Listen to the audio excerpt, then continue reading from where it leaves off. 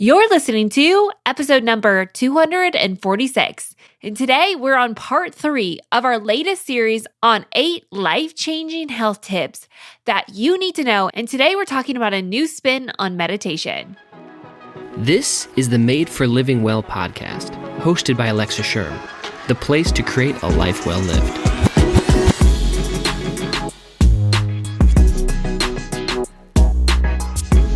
Welcome back to this podcast. As always, my name's Alexa, and this is the place where I believe you were made for living well. I know I say it on every podcast, but it truly is what I believe, and I hope that repetition over time makes you believe it as well. It's not a traditional health idea that you were made for living well, but it's one that I want to solidify inside of you. Because really, you have what you need to be healthy. It's already inside of you, and it takes understanding and working with your own body. That is the secret to living well, and I want to teach you that here on the podcast. So right now, we're currently in the middle of an 8-part series on 8 life-changing health practices that you need to know. Now, they're not about food. Well, there's going to be a few about food, but the majority of them are about the mind and your belief and lifestyle patterns that really create that environment for your body to thrive. I know it sounds non-traditional, and it is because I'm non-traditional when it comes to the health space. But really, if we look at the scope of health in general, it's time for a change. What we've been doing or attempting to do for the last 30 or 40 years hasn't worked. Not because there's not a perfect system out there, but because we failed to look at the very thing that is going to create health inside of you, and that is your body. So today we have a special guest on the show. We're talking all about meditation, and so I've invited one of the top-known meditation specialists, and this is not just like crazy meditation. This is a different spin on it, but she's an inspiring neuroscience innovator and entrepreneur, Ariel Garden. Ariel is probably one of the most interesting people you'll meet. She's a neuroscientist, a mom, psychotherapist, former fashion designer, and the co-founder and visionary of an amazing and highly successful tech startup, Muse. Now, you might have heard of Muse before, but Muse tracks your brain during meditation to give you real-time feedback on your meditation, guiding you into the zone and solving the problem most of us have when starting a meditation practice. Like, Muse lets you know when you are doing it right and when you're not. Now, Ariel was able to raise all kinds of money to create this new startup of Muse. Now, it's not technically new anymore. It's been around for a while. And in fact, it's been featured in thousands and thousands of articles all over the world. With her leading mission to help people understand how their brain and mind work and how that plays out in helping us to live more. Now, you can imagine I have all kinds of questions that I want to ask Ariel, and I can't wait to dive in and start to do that. But she has also given us a discount code, so you're going to want to stay tuned towards the end where you can get a discount on your own Muse device. Now, Muse does track your brainwaves, and it helps you enter into that meditation space. Today, you're going to learn about meditation, and then you might find that, hey, I really want to check this out, and I want to learn more. You can find out all of the information about Muse at choosemuse.com, and Muse is M-U-S-E.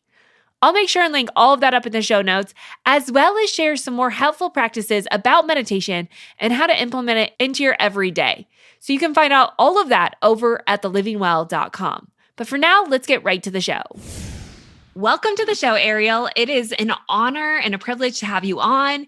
And I'm currently in the middle of a series on 8 health practices to transform your life.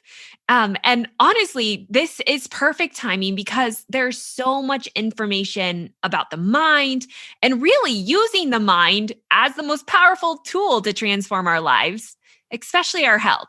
So you've studied neuroscience at the University of Toronto. Like, what made you dive into the mind, and what fascinating things have you learned?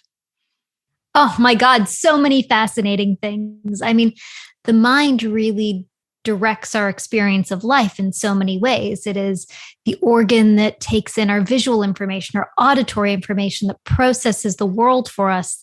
We have all these senses that become integrated through the process of the mind, and the body is definitely involved, but the mind in a way ties it all together and presents it to us in meaningful ways. So, I was fascinated by how the world works and how we work, and learning how the mind worked was really one of the most kind of gratifying and deep ways I think of to understand what it is to be human. Mm-hmm. I'm now into also understanding the spirit and the things beyond what we can touch and feel and study with science. But the mind was a gateway for sure. Yeah. Yeah. I mean, I think when we look at our mind and what we've learned over the course of even the last 10 or 15, 20 years is fascinating work. But there's one big thing that I talk a lot about here, and that's stories. Like, our brains are centered on stories. Can you talk about stories for a moment? And especially when we get into health and why so many people have such a hard time changing. What is it about the stories that we tell ourselves that have such an impact on the outcome that we experience? Sure. So how our mind works is it's a complex network of neurons that communicate to one another at lightning speed. And all of these things are organized by some guiding principles. Some of those guiding principles are the network connections in our brain and the way that the hardware of our brain works. And some of that organization is actually governed by the stories and the narratives that we have. And so the story that you have about the world actually changes how you see the world. If you're told before you go outside to say, those trees are really beautiful today, when you come back in, somebody's going to say, what'd you see? And you're going to say, I saw trees. If you're told when you go outside, wow, those cars are really fast, when you go back in, they'll say, what'd you see? I saw cars. Same organ doing the processing, same neural hardware, but it's really our stories that govern what we see and interpret in the world. It's the stories that make sense of that information for us and feed it back to us in what we perceive as meaningful ways. And when you're able to change your story, you literally change the way that the framing with which you see the world and the framing with which you see ourselves. And so many of us are stuck with negative stories about ourselves and negative stories about others in the world and what it means to us. And that fixes us into these really negative habit patterns. Yeah. Let's talk about some of those negative habit patterns, because you have said before that your brain and your mind is similar to a muscle, right? Like, it's something that we work out. So when we work out these negative stories, does that become our way of life in a way? So, super famous phrase from Nobel Prize winning scientist, what fires together, wires together. So, as we continue to play out these stories and play out these patterns, they become self-reinforcing. That becomes the neural networks that wire together. That becomes the framing with which you then see the world, and the conclusions that you then take away from it.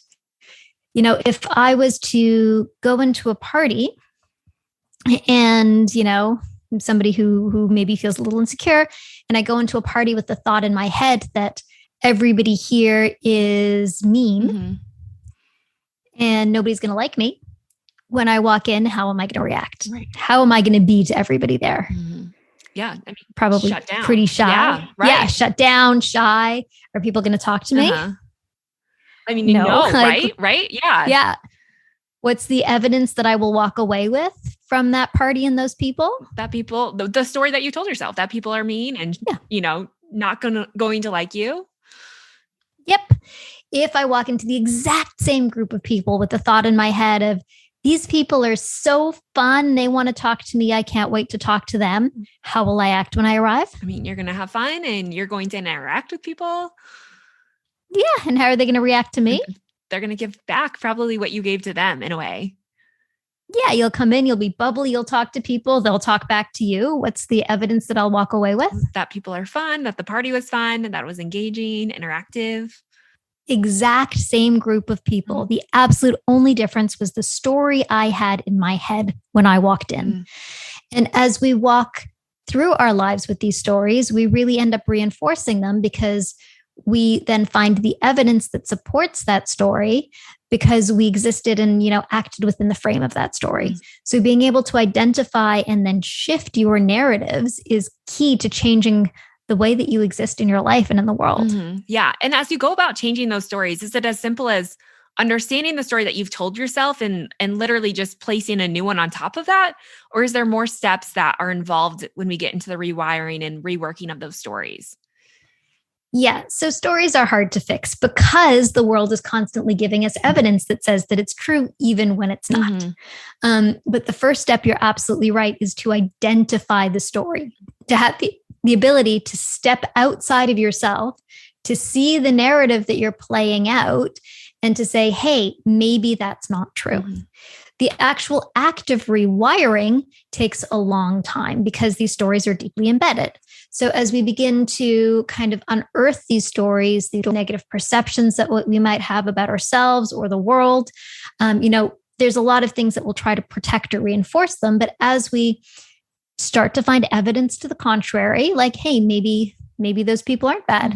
As we do little experiments to test the opposite and we discover new evidence, as silly as affirmations might sound, but they literally rewire your brain as you think, as you say this thing to yourself over and over and over again. We can use multiple techniques, meditation being one of the core of them, the ability to sit with your own thoughts and see what your brain is thinking and then be able to make a different decision than the thought that's in your head. As we use all these methodologies, we begin to really change the landscape of our mind and of our interactions. Yeah. And that changes like the whole of your brain, not just maybe your conscious thoughts, but your subconscious thoughts. Do we have the ability to change those subconscious and your ego and even your senses based on just constantly reworking that story? Yeah. So those were a set of really great questions. So conscious thoughts are easy to change. Subconscious thoughts can follow from changing conscious thoughts. So subconscious thoughts are things that are going on in the inside, but we don't necessarily realize. But as you begin to change those conscious thoughts, those subconscious thoughts can change as well. Perceptions change just based on your attention. So what you pay attention to is what gets larger in your brain. And then things like your senses, those senses are hardwired, but they're also influenced by outside information. So for example, if you taste a glass of orange juice, and then you taste the exact same orange juice with 3 drops of red food coloring in it, you're going to perceive the orange juice with red food coloring as sweeter. You will actually taste it as sweeter.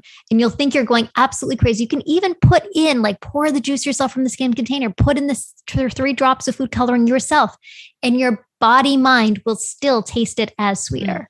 So even our actual senses can, yes, be shifted. And one of the main vehicles that we can use to shift our experience in that way is our attention. And meditation is actually an act that does many things, one of which is train our attention and allows us to put our attention on the things we want to focus on and pay attention to and move towards, and let go of the things that, although our biology might be saying, hey, you should like really pay attention to this email or this girl that may not like you or whatever, you can start to override that biology and actively, using your prefrontal cortex, shift your attention elsewhere to something that's more productive, more useful, and more fruitful for you. Yeah. And I want to talk about the idea of space and creating that in our minds in just a minute. But I kind of want to go back to like in the health space, like our minds are so fixated on external stimulus and external control, believing that like we have to step outside of ourselves to change the inside of us. How do you shift that idea? Because it's so ingrained in us, like in the health space of, I've got to start this diet, I've got to work out more. And it's all of these external characteristics that have become so like sexy in a way. This work just feels so simple in some regards that it's hard to make it stick, if that's making sense. Yeah. So one of the ways that you make it stick is by beginning to recognize the benefits of it. So when we talk about something like a meditation practice, which is one of the most kind of foundational ways to start to shift your inner landscape, luckily meditation has become very sexy these days and everybody wants to meditate, but not everybody's great at doing it because it honestly is hard to do. It's on the one hand very hard, on the other hand very simple. So to describe, I'm sure many of your listeners meditate, but some of them, I often get the question, like, how do you meditate? Well, the most basic form of meditation is focused attention meditation. And in a focused attention meditation, you are putting your attention on your breath. Eventually, your attention will wander away onto a thought because that's what our minds do. You'll start to think that thought, and then you'll say, hey, hold on, I'm not supposed to be paying attention to these thoughts. I'm supposed to be paying attention to my breath. So you move your attention away from the thought and onto the breath. Mm-hmm. Eventually, again, your mind's going to start to wander to your thoughts. You'll let go of that thought and say, hey, not right now. Thanks so much. Back to my breath. And when you do this incredibly simple practice, it's also incredibly complicated to actually, can be difficult to actually do. When you do this practice, what you're actually doing is you're shifting your relationship to your thinking. So most of us just kind of go through the world with thoughts in our head. And we assume that because there's thoughts in our head, we're supposed to be thinking them because they're there. And so you're thinking about your groceries and your fight with your boyfriend and how annoyed you are at your brother and the cat across the street and all the random things that float around in there. Well, when you do the simple practice of putting your attention on your breath, and then when a thought comes up, instead of following it, you say, hey, I don't actually need to be in this thought right now. I'm going to move my attention elsewhere onto something neutral, my breath. In that moment, you change your relationship to your thinking. In that moment, you're able to actually have control or agency over the contents of your own mind. And you are no longer at the mercy of these thoughts in there and thinking them. You can actually have some level of choice. And so that's one of the fundamental shifts that comes from a meditation practice when you begin to recognize that, hey, I don't need to think those thoughts. That's weird. Okay. Mm-hmm. Well, if I'm not thinking them, I don't need to think them. Hey, maybe I can now look at them objectively and realize hey, maybe those things that I'm thinking aren't useful. Maybe they aren't even true. Maybe those things about me aren't even true. And you start to create an incredible amount of choice and latitude in your own system. Yeah. I like that thought because it's almost like a way to take control of what feels out of control for so many of us. And like I mentioned, our minds anymore seem like they're moving in a million different directions. And there's always a distraction that is out there. And so when we talk about meditation, is the goal to, I've kind of perceived that as a goal of getting to the state of nothingness, but you're kind of saying it's getting to a state where you can create more awareness of your thoughts so that you can choose them? Yes. So there's many, many, many facets to meditation. Meditation has many amazing benefits that it brings you. And the goal is not to have no thoughts because really that's not realistic. We're human beings with lots of brains. One of the things that we are trying to do in meditation, though, is to become aware of our thoughts, not at the mercy of them, but to gain something called metacognition, the ability to rise above and to see your thoughts, to have increased choice around our thoughts, and to create something called equanimity. So when a thought arises, and maybe it's a thought about a trauma trigger from the past. When that thought arises, you could say, oh no, there's that thought again. And oh, that thing was so bad, and ruminate about it and make it worse and bigger and bigger and bigger. Or you can say, hey, that was a thought that just came up. It arose. That was a thing that happened in my past. It's not here right now. Let it go. Equanimity is the act of being okay with what is. And instead of creating, bigger balls of wax, drama, molehills, from mountains from molehills, with equanimity, we're able to simply accept what's going on. And some of the thoughts in our head are kind of crazy. Doesn't mean that we're crazy. It just means that, our brains generate all sorts of stuff. And when you can allow that to roll past, and when you can allow the events of your life to, when necessary, roll past with equanimity, to not be frustrated at that person who cut you off, to not be, overly upset at a person who meant well but did wrong. When you can, with equanimity, accept what's happening around you, you also start to shift your relationship to your world, to the energy that you spend in it, to where your efforts are going. And the world becomes a much easier place to live in and to navigate yourself through. Yeah, that totally makes sense because I think we waste so much energy building massive thoughts inside of our brain that most of the time never even come to be, or they do. If they do, because you think yourself there, then they become bigger problems. And I think this in the health space so often is, we, at the start of the year, we we set these resolutions because our body is the problem, or, X, Y, and Z is the problem. And then we just fixate our mind on those things, which rarely gets us to the solution because we're just constantly circulating around this problem. So as someone, is looking to change their health, looking to change their life, looking to maybe even overcome, their excessive sugar cravings, you can use the practice of meditation to understand those thoughts and to create choice. Like, can you walk someone through what would that even look like? Sure. So let's take the example of sugar cravings. That's a really good one. And in meditation, there are lots of practices that we call things like urge surfing, where you're able to actually work with the sensation or craving and not give into it. So in a meditation practice, you are sitting for, let's say, 5 minutes, and you're sitting there and the thought of a cookie comes up. And now most of us, when you have that thought of a cookie, just start to automatically go like, oh, great, cookie. My hand is moving towards the cookie jar. My hand is in the cookie jar. The cookie's in my mouth. And I didn't even think about it because it's mindless. With meditation, first, we bring mindfulness to the practice. So we observe, hey, I just had a thought about a cookie and it has triggered a sugar craving in me. Now, that is a huge step in and of itself to say like, oh, okay, I'm having this experience rather than just living it out and automatically walking through the pattern of following that thing that your body's telling you to do for not a particularly good reason. So now we've introduced some choice into the system because we can see what's going on. So the next step is, okay, notice that I'm having a sugar craving. I'm noticing that I'm having a desire for sugar. Do I need to actually play that out? Now, this is fascinating. So our body might be saying, have that sugar now. And you could just go and do that, or you could also not do that. Well, what happens when you don't do that? You just sit with the feeling.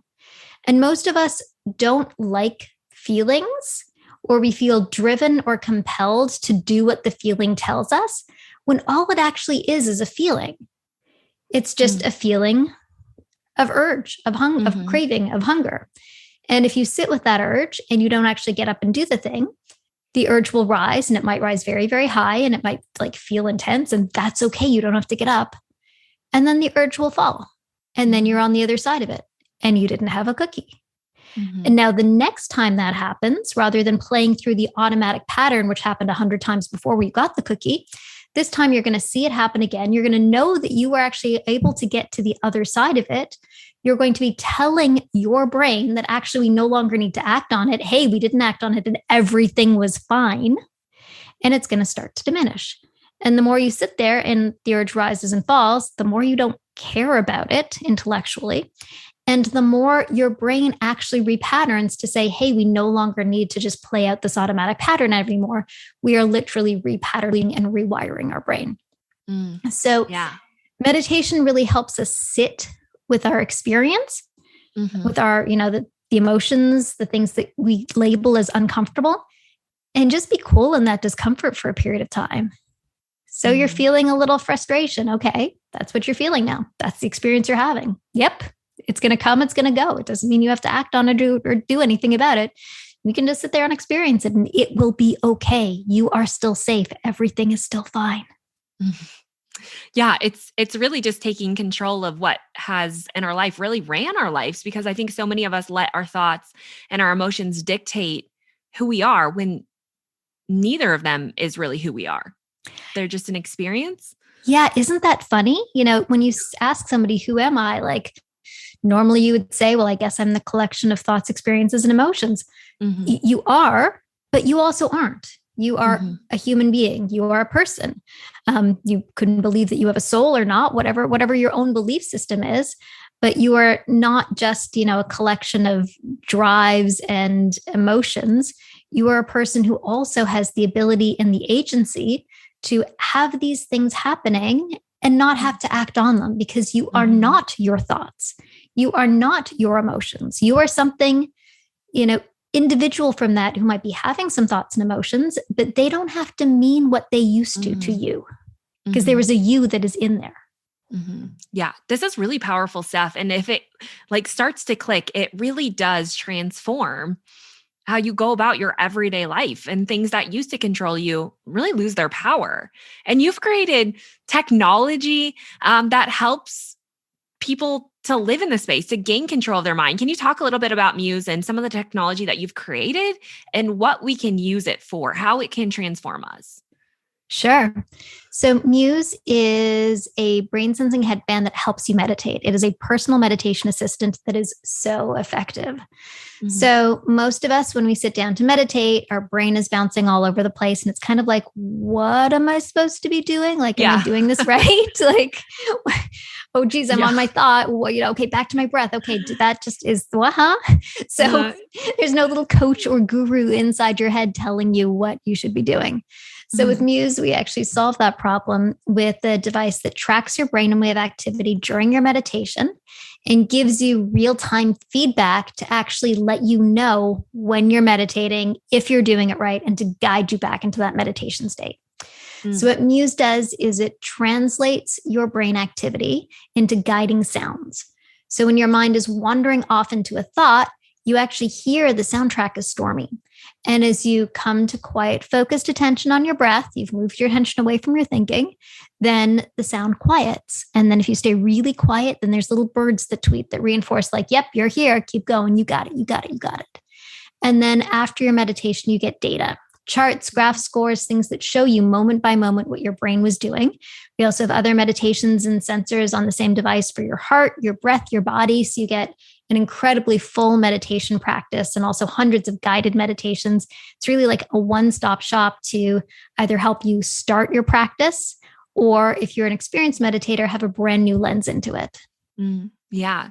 It's incredible what it can do. And you're using this technology based on frequencies. How is this technology, like how is the device actually sensing what's happening inside your mind? Sure. So it's a slim little headband in the same way that you have like a Fitbit on your wrist. This is a little band on your forehead, and it is a clinical grade EEG. So what an EEG does is it reads your brainwave activity. As your neurons communicate, they create electrical energy. We can only read the big shifts in the brainwave activity. So the brainwaves of focused attention on your breath look like one thing. The brainwaves of mind wandering look different. And so the device is able to detect and inform you when you're focused in your meditation state and when your mind has wandered. And it's super effective. There's over 500,000 people around the world that have either started or enhanced their meditation practice with Muse. We're at the point now, it's been in market for about 7 years. And I've now met meditation teachers. And when I ask them, so how'd you start to meditate? They shyly tell me, using Muse. And then they become meditation teachers. Yeah. So what are some things that people can experience from getting into a meditation practice? Because I feel like Muse is a game changer. And the fact that I'm like a dog who sees a squirrel when I try to do this alone, it really does it almost gives you that ability to keep yourself focused by those like little reminders. But what internally, like physiologically in our biology, can people start to experience from shifting their minds more into this meditative state? Sure. So when you meditate, there are a number of interesting things that happen in your brain long-term. So one is the front of your head called your prefrontal cortex, the area just behind your forehead. It's the part of your brain that's responsible for attention, also for metacognition, higher order processing, planning. And when you have a long-term meditation practice, you're actually able to increase or maintain the thickness of your prefrontal cortex. So you're literally seeing changes in the gray matter of the brain. There's another organ in your brain called the amygdala, and that's the part of your brain that's associated with fight or flight. It's the thing that's always scanning for danger, seeing the negative, making sure that, it's screaming as loud as it can about anything that might possibly go wrong and telling you over and over and over and over and over again. And so in a meditation practice, what you can actually see is a down regulation of the amygdala. And over the long-term meditators have amygdalas that can be quieter and even a decrease in the size of the amygdala. And so you're actually seeing through this meditation practice real physiological change in the brain. In the body, you also start to see an increase in heart rate variability in long-term meditators, a decrease in blood pressure and other markers that indicate that your entire cardiovascular and like relaxation systems are in much better health. Yeah. I mean, the research is really incredible. When you say when you're meditating, it's bringing yourself back to like that neutral, that state of breath. Is it only and always about the state of breath, or are there many things that we can focus on that bring us back to a state of neutral, or can we fixate on a positive? Like, yeah. Totally. So there are many, many different forms of meditation. Even within focused attention meditation, often the breath is used because the breath is in the present. So in meditation, you want to get out of thoughts about the past or the future. So it's in the present, it's here and now. You can feel it, it's sensory, and you're in your sensory experience rather than in your thoughts. But you can also focus on a point on the wall. You can focus on a mantra. So in a mantra meditation, you might be saying something positive to yourself, either in English, like, I am love, or, everything's going to be fine, or in another foreign language that has been demonstrated to have meaning to others for thousands of years. And so any of these points of focus of your attention that take you out of your thought and allow you to put your attention on something else can be useful objects for meditation. Yeah. Okay. That makes sense. What was your why behind creating Muse? Like what did you want to get out of it? Okay. So a number of things. At the time, I was a psychotherapist in private practice and teaching people to meditate. And I myself was a terrible meditator. I was, one of those people whose brains bounced all over the place. You can hear how quickly I talk and all the ideas. It's like, I just love thinking and love life and just, don't want it to shut off. So I was really bad at meditating and bad at even kind of buying into it, even though I, as a therapist, was teaching my clients to meditate and seeing the incredible benefits it had in their lives. And so through the building of Muse, we really recognized that with my neuroscience training and psychotherapy training, I knew there were thousands and thousands of research articles at that point, about 1,000. Now there's about 8,000 demonstrating the benefits of meditation on your mind, your body, your relationships, your school scores, et cetera, et cetera, et cetera. And so myself and my co-founders, Chris and Trevor, we realized if only we could make this process of meditation easier, if only we could sort of demystify it and really bring it up to the 20th century or 21st century, give people real data on what's going on, make it tangible and real, then we could get more people meditating. And the more people that meditate, the better the world is going to be.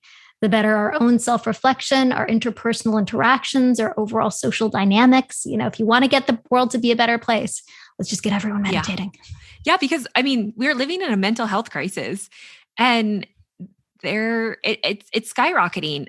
Like when we look at meditation, it really does calm the mind, and it gives you the power to control your thoughts again, rather than letting them control you.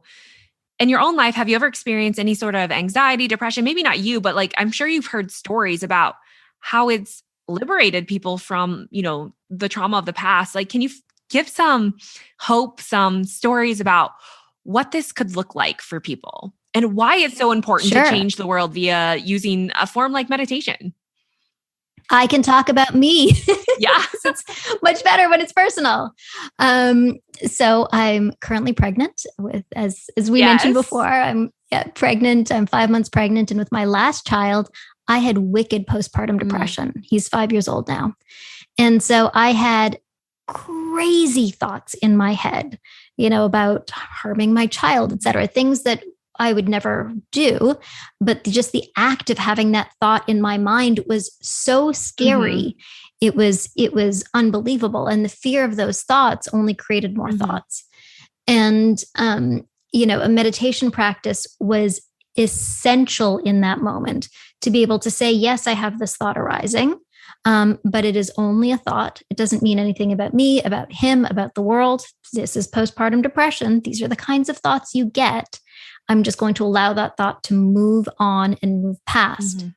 And, it was not easy, but I was very, very, very, very lucky to have that practice. I can't tell you how lucky I was, because in that moment, it's so easy to slip into hating yourself, feeling like you're a bad mom, being incredibly anxious about the thinking, about worrying about that these things might come true. What does this mean about me? Being afraid of the thoughts, having more of them come because you're afraid of them, and that whole ball. And I was able to widely sidestep that with this understanding of my own thinking. So, I mean, that's a pretty dramatic example. Most people don't, thank God, many people don't get postpartum depression. But, to even offer a far more tangible example, I have this, I used to have this sort of recurring fight with my husband when he would be like, you're stacking the dishwasher the wrong way. So relatable. Yes. Yeah. And then I would have the feelings come inside of myself being like, you're being a control freak right now. Leave me alone. Why do you care about, all of, and it would be thoughts and feelings that would arise. And in the past, prior to a meditation, I've been with my husband for 15 years now. So prior to a meditation practice, what would happen with that fight is he would strongly believe his feelings about the dishwasher. Yeah. I would come back with anger, feeling controlled, frustration, the need to break free, and an incredibly strong ego. Mm-hmm. And it would just end up in a tremendous fight. Mm-hmm. And after the transformation of practice of being able to observe my mind, observe my body, observe his needs, rise above and see the whole situation, he can say, "Hun, you're stacking the dishwasher wrong." Mm-hmm. And I can stop and say, "Oh, how do you think it should be stacked?" Not in a bitchy way. Just, okay, what are you seeing that I'm not seeing? And he'll say, "Well, when you turn the dish this way, then the water can get up into it and it'll end up being clean." And I can say, "Oh, cool. Yeah, that's great information. Thank you." And then always do that because actually it was a better idea. Mm-hmm. And like, whoa, did it make my life better? Whoa, did it make his life better? Yeah. But it took that moment of like seeing outside of the thought almost in a way, like seeing a different story about. Yeah. Yes. Mm-hmm. Yeah. Not being driven by my story of, this person is crazy. They're trying to control me. I must be right. I must know the way this is doing. I'm closed off to new information. Mm-hmm. These are all very, very familiar feelings to most people. Yeah. Oh yeah, for sure. So relatable. Yeah. So instead of saying F you, I can now really genuinely say, "Oh, I didn't think of that. Cool." Yeah. And actually learn something so much new. More from that. Like so often these thoughts are just such stuck in our, like create this fixed mindset. So this is just a side question, but like when it comes to meditation, do you feel like meditation could replace talk therapy, or do you think that they're both equally important? Like what is your take on that perspective? It's a great question. And as a former psychotherapist, I will always advocate for talk therapy. There's incredible value to having somebody knowledgeable and skilled that you can share what's going on and they can see the sides and the pieces. I believe the two really go hand in hand. If you don't have access to talk therapy, meditation's amazing. Like meditation is really, really, really amazing. But as with anything, the more angles that you can attack something from, the more insights that you can have, the more progress you're going to make. Mm-hmm. So if you don't have a therapist or that's still too weird for you, awesome. Meditate. You'll definitely get somewhere without question. If you can layer therapy on top of that, you'll get there even faster. Right. And it's only like a tool that can be used to enhance talk therapy too, because that's only a set amount of time. And then you go home and it's kind of like, okay, now I have all this to process. Like the meditation really does help you process through what it is you're talking about. So I can see how they can both work together. Now, when it comes to a meditation practice and specifically with Muse, is this something that you're doing multiple times a day, or like, what does it take to see these real results? Sure. So there've been over 200 research studies published with Muse. And in studies where we look at the sort of best protocol for a meditation practice, it tends to be about 10 minutes a day for about 6 weeks. And when you hit the 6-week mark, like you get the practice, you feel it, you're like, whoa, okay. When I don't do this, my life is different. Mm-hmm. So at about 2 to 3 weeks, you start to notice, hey, I'm feeling calmer. The voice inside my head is quieter. I feel like I have a little bit more agency. By week 4, week 5, you often notice you're sleeping better because there's a big relationship between meditation and sleep. And we actually have a whole product and program to help you sleep, which is key. And then by 6 weeks, you're really feeling the power of the practice and how your day is better when you do it. So it has lasting results, like a lot of things, right? Like exercise has results for hours after you actually complete a workout. This is a similar pattern. Like when you say the whole dishwasher situation with your husband, you meditate, you do the Muse practice, but then throughout the day, you're also able to shift your thoughts or to really see beyond your thoughts. Is that kind of how it works throughout the rest of the day? Exactly. Just like going to the gym, you work on the machine, your muscle's stronger. And then when you need to, you can lift the groceries and move the couch to vacuum under it. And you've got that skill now. But like going to the gym, you have to keep it up. And the more you do it, the more you learn, the better you get. Yeah. Yeah. And so I know we're running out of time, but like in regards to sleep and using Muse or meditation to sleep, what is the function of meditation as it results in getting a better night's sleep? Sure. So when you're lying awake at night, unable to sleep, what do most people report? We're having a whole bunch of thoughts rolling around in their head. And what meditation teaches you to do is to take your mind out of those thoughts so that it can put your mind to sleep. And so what we actually heard from a lot of people using Muse was that they were using it to help them fall asleep. So we then built this purpose-built device called Muse S, which is soft and you can sleep in it. And it gives you these beautiful guided visualizations. And because it's EEG technology, it's the exact same stuff that they have in a sleep lab. Muse is able to detect your level of wakefulness and actually change the audio guidance to guide you into sleep because it knows if you're awake or asleep.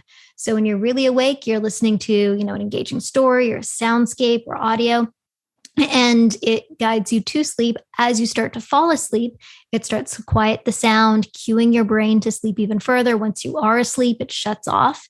And if you wake up in the middle of the night, it brings in the same audio experience that helped you fall asleep in the first place, guides you back into sleep, and shuts off when you're asleep again. It's totally awesome. So incredible. Does it change the way we dream then? That's interesting. So in one of the studies done by Dr. Adrian Owen's lab, he's a British neuroscientist, they saw a 20% improvement in the Pittsburgh Sleep Quality Index using Muse. And under the kind of reported changes were decreased time to sleep, increased amount of sleep, and improved dreams. Yeah. Do bad dreams actually make us sleep more poorly? Yes. And likewise, when you are really anxious, you're more likely to have bad dreams. We all know that when we're in an anxious state, you often get anxiety dreams. And so when you're able to calm your mind and body before bed, you're able to go into sleep calmer.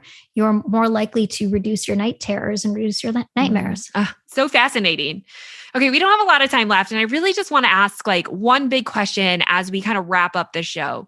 In the health space, we are always looking for the right thing, the right system. So much of it is focused on this external destination. Like if I could reach this, then I would be healthy. And here at The Living Well, we try to switch that to showcase we were made for health. Health is inside of us. What do you believe about that and about the health space and what needs to happen or what people need to understand in order to truly encompass and live out of health? Oh my God, we all need to get that we are amazing, beautiful, capable creatures just as we are. Really, we are all worthy, safe, and loved. Most of our life feels like maybe we're not, but that's actually the truth of us. Each and every one of us is worthy, safe, and loved. And when you deeply get that, all of the crap that comes along with our fears and our worries starts to dissipate. All of the insecurities that we have about ourselves and our place in the world and what we look like and what we need to do to get there, that dissipates because at our core, we are capable, we are functional, we are safe, we are worthy, we are loved. And some people hearing this might reject those thoughts. Let me tell you, as a therapist, I would tell that to people all the time and they'd be like, no, I'm not. And then by the end of the session, they're like, oh yes, I actually am. So allow yourself to sink into that reality. You're safe, you're worthy, you're loved. And when you do, all of the dysfunction that comes from feeling unsafe, unloved, and unworthy can start to unwind. Yeah. So good. Well, it's been a privilege and an honor to have you on the show. Where can we learn more about you and Muse and all this stuff that you have going on in your life? Sure. So if you want to check out Muse, the brain sensing headband that helps you meditate and sleep, you can go to choosemuse.com. There's even photos and videos there just to show you what I'm talking about. So that's choosemuse.com. On all the socials, it's at choosemuse, CHOOSEMUSE. And then my Instagram is Ariel's Musings, ARIEL_S Musings. Well, thank you so much for being on the show. I so appreciate it. And I will make sure and link all of that information up in the show notes so you can easily and quickly find that. Awesome. Thank you. It's been a joy and a pleasure to be here. That was my very first episode about meditation. And honestly, it was my first episode because there's a lot of conflicting beliefs behind meditation. And I didn't want to get into the politics of that. I really just wanted to stay with the benefit of what meditation is and how it can help us rewire our brain patterns. Now, I love the aspect about meditation in that it's not just about coming to a state of nothingness, but it's a focus or the fixation on good things, on hope-filled things. And I don't know about you, but the idea of just focusing on something gives me more of a desire to actually start the practice of meditation on a routine basis. And Muse can help you do just that. It gives you real-life feedback on how your brain is functioning so that you can better understand what is happening inside your brain and how you can use your brain to healthify the whole of who you are. You should definitely check out Muse at choosemuse.com. And if you'd like to try it out for yourself, you can use the special code Ariel gifted you. That's POD10. That's PODE 10. Use that at checkout for a special discount on any Muse product. And I can promise you, after using Muse myself, it is truly transforming. I've used it a number of times to just help calm my body, to help get me to relax, to enter into deep sleep, and it does all of those things and more. It really is amazing. So make sure you check that out at choosemuse.com to learn more. And don't forget, I'll have all this linked up in the show notes, as well as some additional information on changing your view of meditation and getting started with a few helpful tips and tricks. You can find all of that at thelivingwell.com. Okay, that's it for today's show. Next week, I'm coming back on with a special solo episode on what I feel like is the life-changing nutrition tip that could completely transform your diet without changing what you eat.